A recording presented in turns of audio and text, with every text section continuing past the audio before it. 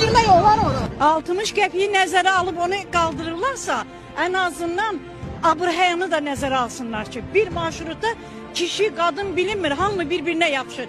Avtobusda yaranan bu sərnişin sıxlığı demək olar ki, hər gün eyni saatda yaranır.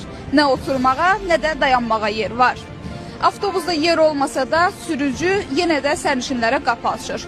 Bu da həm təhlükəsizlik qaydalarının pozulmasına, həm də sərnişinlərin narazılığına səbəb olur. Sərnişinlər hər gün bu mənzərə ilə işə, məktəbə getməyə məcburdular.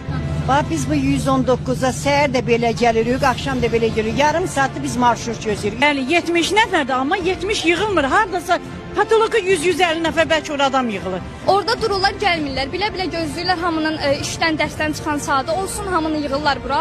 Şoferlə hamı dava eləyir. Sıxlıqla gedirik, gəlirik. Kişilər qadın təpəsinə çıxır. Hörmət yox.